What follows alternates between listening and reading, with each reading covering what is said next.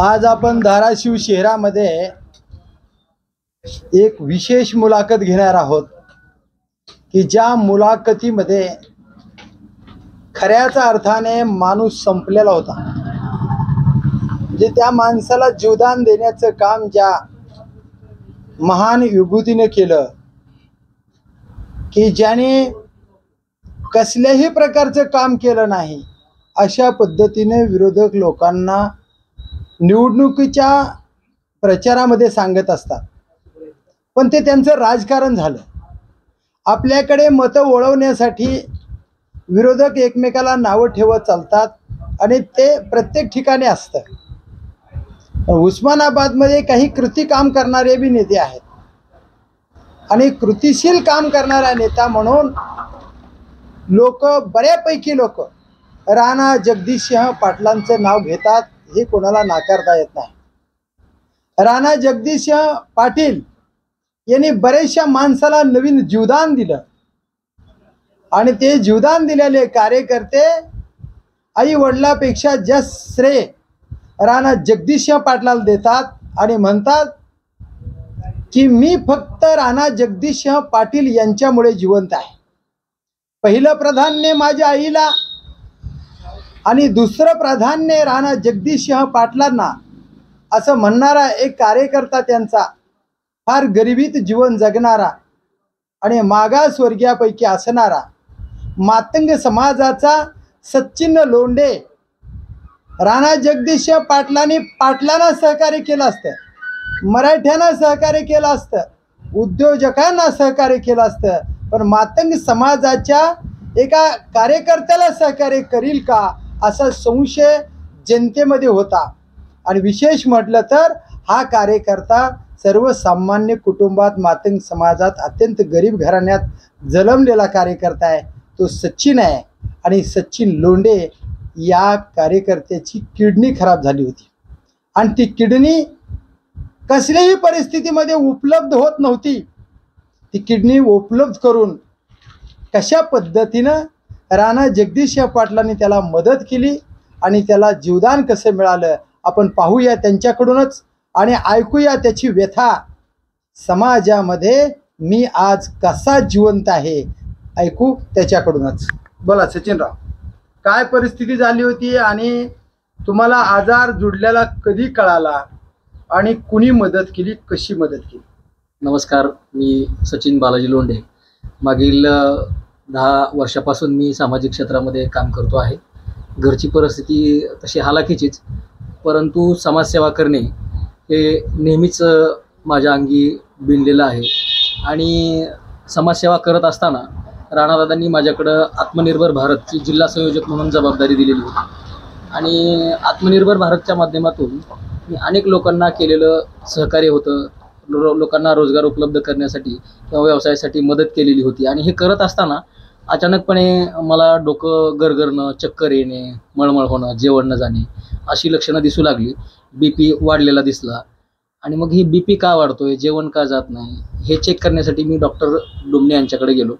त्यांनी मला काही रक्ताच्या तपासण्या करायला सांगितल्या आणि रक्ताच्या तपासण्या केल्यानंतर मला तुमचं क्रिएटिन वाढलं असं त्यांनी सांगितलं। आणि माझ्या आयुष्यामध्ये हा पहिला प्रसंग होता की क्रिएटिन म्हणजे काय, हा शब्द मला पहिल्यांदा ऐकण्यात आला होता माझ्या कानावरती। त्यामुळं क्रिएटिन काय असतं किंवा क्रिएटिन कशामुळे वाढतं हे काही माहीत नसल्यामुळं त्यांनी सांगितलं की तुम्ही नेफ्रॉलॉजिस्ट सोलापूरला आहेत, त्यांना जाऊन भेटा।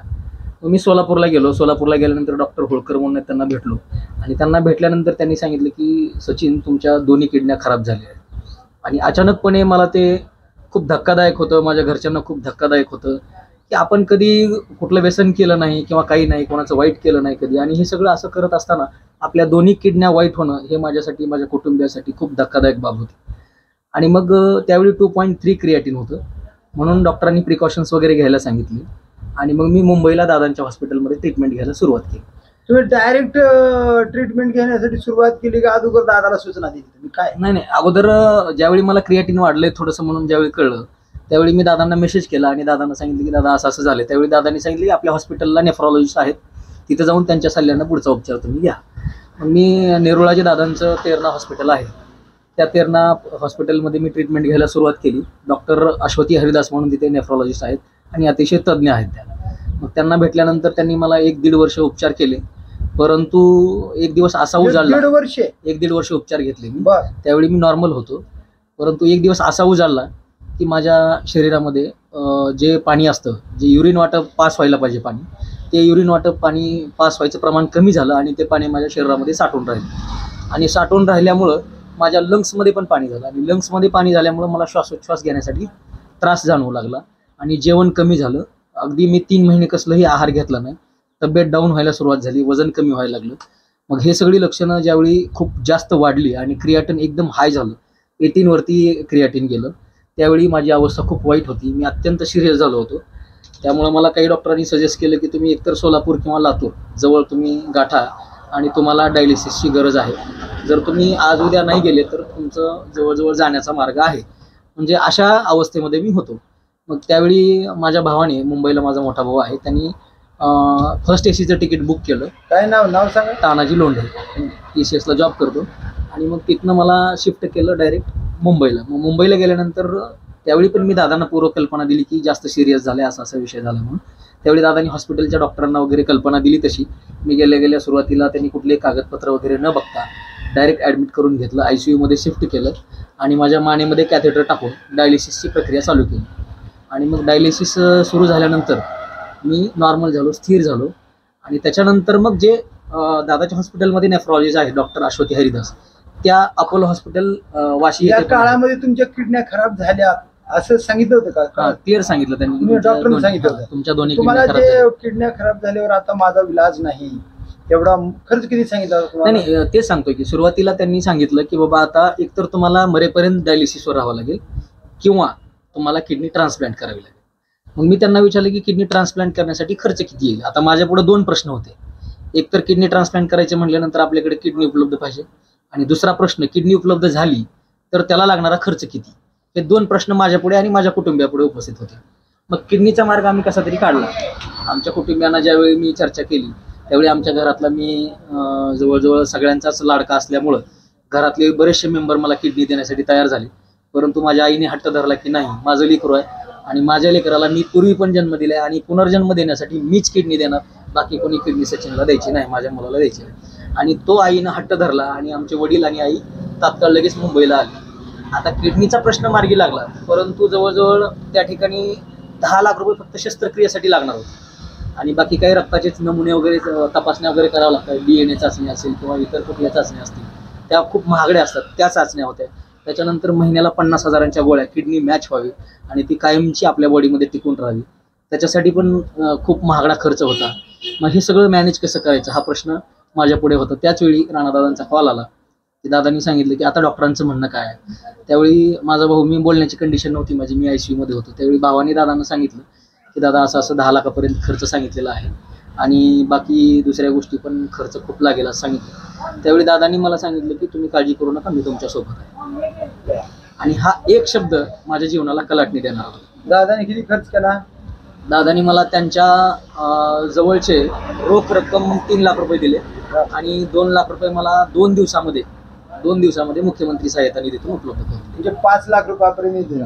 बाकीचा खर्च कोणी केला? बाकीचा खर्च माझे सहकारी मित्र वगैरे सर्वांनी. पण तुम्हाला आधार राणा जगदीश सगळ्यात मोठा आधार मी म्हणेन की राणादादा हे जिल्ह्याचे नेते आहेत आणि त्यांच्या घरात पूर्वीपासून राजकारण आहे. महाराष्ट्राचे नेते म्हणायला हरकत नाही. सांगितलं की बाबा नुसते पैसे देऊन थांबले नाही. ते सांगतो की राणादादा तुमची काळजी करण्यासाठी तेच सांगतोय की महाराष्ट्राचे नेते आहेत ते. केवळ मी जिल्ह्यापुरते म्हणणं सुद्धा ते वावगं ठरणार नाही. महाराष्ट्राचे नेते आहेत आणि एवढं मोठं नेतृत्व, एवढा मोठा व्याप असताना सुद्धा दर 2 दिवसाला मला सकाळी 9 वाजता दादांचा स्वतःहून कॉल येतो आणि दादा आपुलकीने माझी चौकशी करत होते की डॉक्टरांनी काय सांगितलंय, आता तब्येत तुमची कशी आहे, पुढं काय करायचंय. म्हणजे पैसे देऊन आपली जबाबदारी संपली असं म्हणणाऱ्यापैकी आमचा नेता नाही.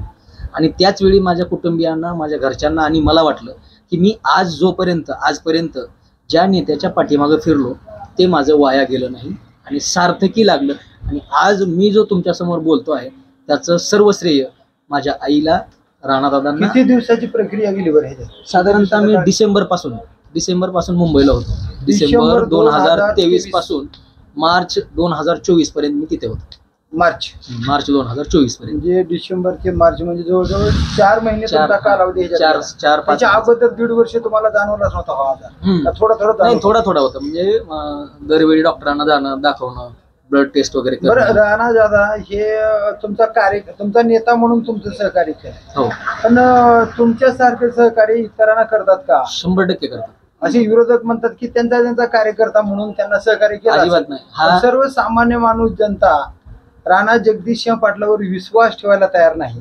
जर विश्वास ठेवला असता तर राणा जगदीशसिंह पाटलांच्या अर्चनाताई पाटीलला एवढ्या मताधिक्यानं हरवलं नसतं असंही जनतेमध्ये बोललं जाते.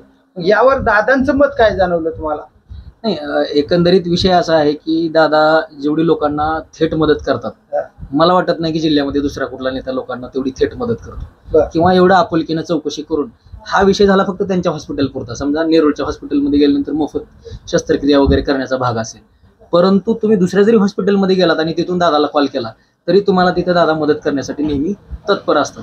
आणि राहिला विषय त्यांच्या निवडणुकीमध्ये पराजय होण्याचा, तर एकंदरीत राजकीय क्षेत्रामध्ये एक असं नरेटिव्ह तयार करण्यात आलं होतं की विरोधाभासी सगळं तयार करण्यात आलेलं होतं की संविधान बदल होणार आहे किंवा ह्या ज्या प्रक्रिया आहेत त्यांच्या वैयक्तिक राणादादा म्हणून किंवा अर्चनाताई म्हणून पडलेल्या ते नाहीत.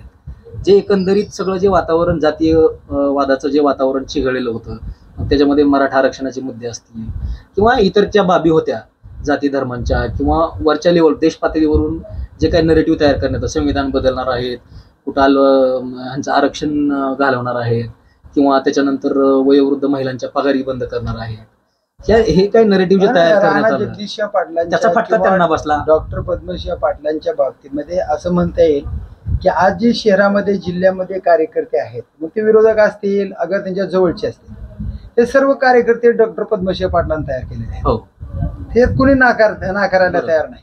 मग राणा जगदीशसिंह पाटला सोबत कार्यकर्ते टिकून न राहण्याचं कारण काय? त्याचं कारण असं आहे की प्रत्येकाला आता नेता व्हावं वाटायला लागलं, मोठं व्हावं वाटायला लागलं. त्याच्यामुळं राणादादा सोबत आपण राहिलो तर आपण मोठे होऊ का नाही अशी भीती लोकांमध्ये आहे. पण राणादादा प्रत्येकाला संधी देतात. सोबत गेल्यावर नेता मोठा होत नाही. राणादादा प्रत्येकाला संधी देतात, परंतु लोकांच्या मनामध्ये असे गैरसमज स्वतःहून तयार व्हायला लागलेत ना. त्याच्यामुळं राणादादांनीच हे सगळे मोठे केले. तुम्हीच आता सांगितलं की डॉक्टर साहेबांनीच हे सगळे लोक मोठे केलेत. ज्या लोकांना साधारणतः ग्रामपंचायत वगैरे निवडणुकांपासून पुढे जाण्याचे स्वप्न होते त्या लोकांना डायरेक्ट त्यांनी जिल्हा परिषद अध्यक्षापर्यंत नेऊन बसवलेलं आहे, म्हणजे थेट कसलंही राजकीय पार्श्वभूमी नसताना. राणा जगदीशसिंह पाटील ज्यावेळेस शरदचंद्रजी पवारच्या राष्ट्रवादीमध्ये होते त्यावेळेची दादांच्या पाठीमाग गल्लीबोळातला कार्यकर्ता होता. तो आता भाजपात दादा गेल्यामुळे काही कार्यकर्ते बाहेर गेलेत हे नाकारता येत नाही. तुम्ही काय म्हणाल बाबा याच्यावर की मुस्लिम समाज असेल, दलित समाज असेल, मातंग समाज असेल, अगर वेगळा समाज असेल, त्या RSS ला संघटनेला अटॅच असणारा भाजप जे आहे त्या भाजपामध्ये लोक टिकून राहायला तयार नसतात. मग राणा जगदीशसिंह पाटलाचा निर्णय चुकला असं लोकांचं मत आहे. आपलं काय मत आहे? माझं स्पष्ट मत आहे की दादांचा निर्णय चुकलेला नाही. दादांचा हेतू एकच होता की आपण विकासापासून वंचित राहू नये. आता बघा तुम्ही, देशामध्ये सत्ता भाजपची आहे. देशातला अर्चनाताई जर निवडून आल्या असत्या तर देशातला निधी खेचून आणून आपल्या धाराशिव जिल्ह्याचा, उस्मानाबाद जिल्ह्याचा विकास करण्यासाठी खूप मोठी मदत झाली असती. यदा कदाचित ताईंना मंत्रीपद सुद्धा भेटलं असतं आणि त्या माध्यमातून आपल्या जिल्ह्याचा विकास 100% झाला असता. आज आपण 5 वर्ष बॅकफुटवर गेलो. तसं नाही म्हणता साहेब की डॉक्टर पद्मसिंह पाटलांचा जो काळ आहे तो काळ जर आपण पाहायला गेला तर 42 वर्षी सत्ता राणा जगदीशसिंह पाटलांच्या वडिलांच्या हातात आहे. त्याच्यामुळं साहेब गृहमंत्री होते, बरोबर, उपमुख्यमंत्री पदात गेले होते, ऊर्जा मंत्री होते, बांधकाम मंत्री होते. असं सत्ता खिचून आणणे किंवा निधी खिचून आणून जिल्ह्याचा विकास करणे हा बहाणा भाजपाच्या पक्षात प्रवेश करण्यासाठी नव्हता.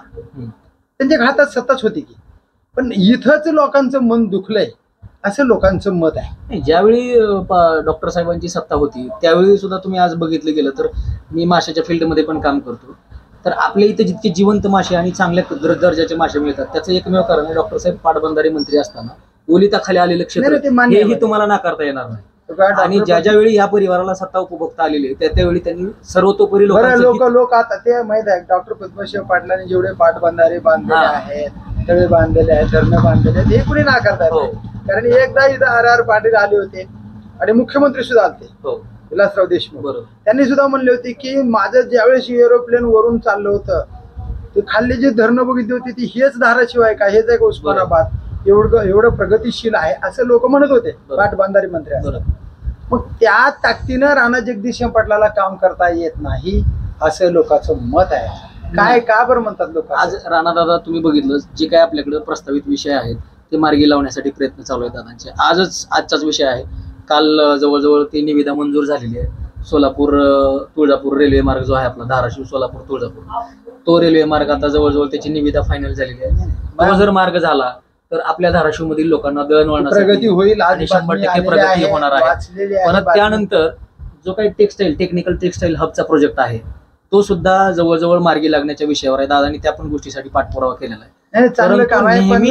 नेहमी आपण सत्तेच्या विरोधात राहिल्यामुळं जे काही राहिलेली आधांतरी कामं होती ती कामं पेंडिंग पडत गेली. आता प्रश्न निघाला म्हणून सांगतो प्रगतीचा की डॉक्टर पद्मसिंह पाटलांचे चिरंजीव राणा जगदीशसिंह पाटील यांच्यासोबत मी 22 वर्ष काम केलं आणि आज बी राणा जगदीशसिंह पाटील वैयक्तिक चांगलेच आहेत हे मी ठासून सांगेन वैयक्तिक. पण भाजपात गेल्यामुळे बरेचसे माणसं नाराज झाले, त्याच धर्तीवर मी सुद्धा नाराज आहे आणि म्हणून आज राणादादाच्या जरा बाजूला आहे. पण राणादादांच्या चांगल्या विचाराला मी सपोर्ट करेन, सलाम करेन. आता राणा जगदीशसिंह पाटलांनी फार महत्वाचा मुद्दा मांडला होता की 140 कोटी रुपये उस्मानाबाद शहराच्या विकासासाठी आहे. त्याच्यात अण्णाभाऊ साठे पुतळा बांधण्यासाठी, त्यांचं स्मारक उभा करण्यासाठी 1 कोटी रुपये, ईदगाह मैदान 1 कोटी रुपये, डॉक्टर बाबासाहेब आंबेडकर स्मारक 1 कोटी रुपये, अशा विविध योजनेमध्ये हे पैसे वापरण्यासाठी आणि त्या कामासाठी पैसे आणलेत असं सांगितलं. पण त्याचं काय दिसत नाही आणि आज अण्णाभाऊ साठेंच्या चौकाचं काम चालू नाही किंवा स्मारकाचं काम चालू नाही, डॉक्टर बाबासाहेब आंबेडकरांच्या स्मारकाचं काम चालू नाही किंवा ईदग्याचं काम चालू नाही. मग राणा जगदीशसिंह पाटलाने भूल थाप दिली, मतदान आपल्या बाजूला घ्यायचे म्हणून असं लोकांमध्ये चर्चा आहे. याच्या बाबतीत काय नाही, ह्याच्यामध्ये विषय असा आहे की हा विषय दादांनी ज्यावेळी सांगितला त्यावेळी निधी आलेला होता आणि निधी आल्यानंतर लगेच आचारसंहिता लागू झाली, त्याच्यामुळे त्याच्यावर काही पुढे होऊ शकलेलं नाही. आता आचारसंहिता उठलेली आहे, इथून पुढे ते विषय नक्कीच मार्गी लागतील.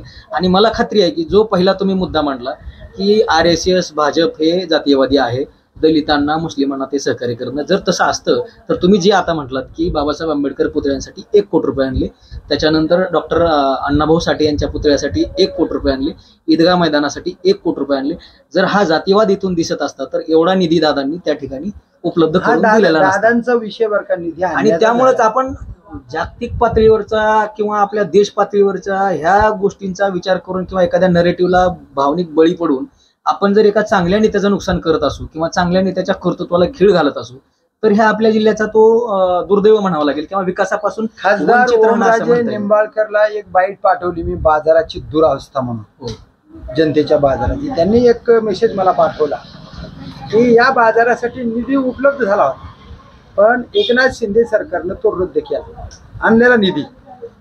जर असं असेल तर शहराचा विकास कसा होईल? त्याच्यामध्ये विषय असा होता की तो जो आलेला निधी होता तो त्याच्याबद्दल मला जास्त डीपली माहिती नाहीये की रिजेक्ट झाला किंवा कोणी कॅन्सल केला काही, त्याच्याबद्दल मी एवढं जे बोलणं मी टाळेन, कारण ते मला त्याबद्दल काही माहीत नसल्यामुळं जे आपल्याला माहीत नाही त्याविषयी बोलणं हे योग्य होणार नाही. बरं ठीक आहे सचिनजी, आता बाकीचा हा राजकारणाकडे वळलेला मुद्दा आपण थांबू.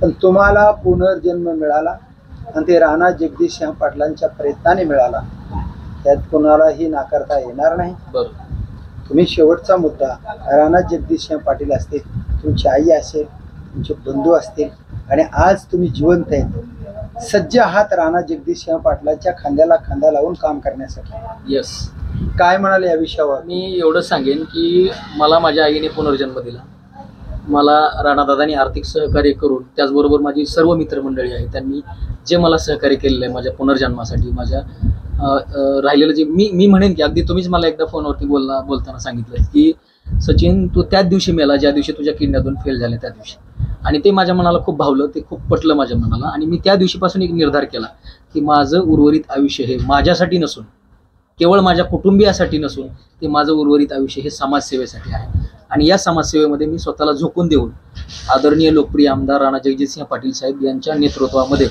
जिल्हाभर फिरून शोषित, वंचित, दुर्लक्षित घटकांना मुख्य प्रवाहामध्ये आणण्यासाठी राणादादाकडे सातत्यानं पाठपुरावा करून त्यांच्या अडीअडचणीमध्ये सातत्यानं त्यांच्यासोबत राहून उरलेलं आयुष्य मी अशा पद्धतीनं व्यतीत करणार आहे. तर हे आहेत, काय पद आहे तुमचं भाजपमध्ये? माझ्याकडं भारतीय जनता पार्टीचं प्रदेशाचं चिटणीस पद आहे अनुसूचित जाती मोर्चाचं आणि आत्मनिर्भर भारतचा जिल्हा संयोजक. तर हे आहेत सचिनजी लोंढे.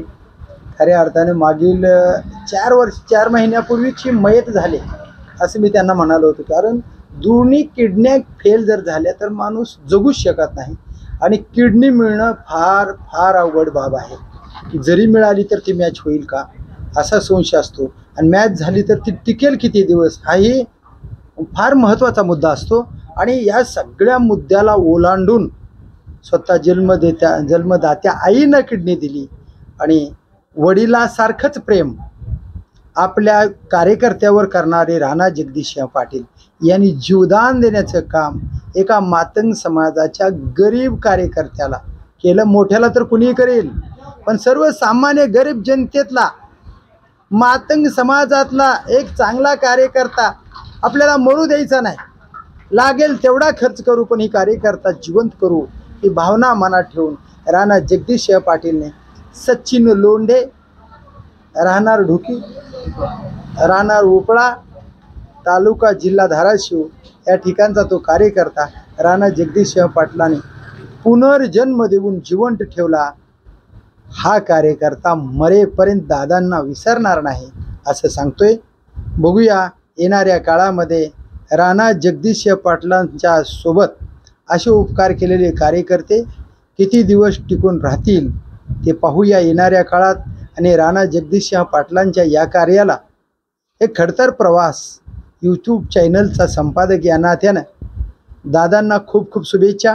असे सर्वसामान्य गोरगरिबाची कामं करावे आणि धाराशिव जिल्हा प्रगतीपथाकडे न्यावा अशीच जनतेची मागणी आहे. पाहूया येणाऱ्या काळामध्ये राणा जगदीशसिंह पाटील धाराशिवला, तुळजापूरला आणि पूर्ण जिल्ह्याला कसा न्याय देतील ती येणाऱ्या काळातच. मी प्रभाकर लोंढे, खडतर प्रवास यूट्यूब चॅनल या चॅनलचा मुख्य संपादक. या चॅनलला सबस्क्राईब करा, शेअर करा, लाईक करा, बेल आयकॉनचे बटन दाबा आणि असेच वेगवेगळे व्हिडिओ पाहण्यासाठी या चॅनलला सबस्क्राईब करा. धन्यवाद धाराशिवकर, धन्यवाद उस्मानाबादकर.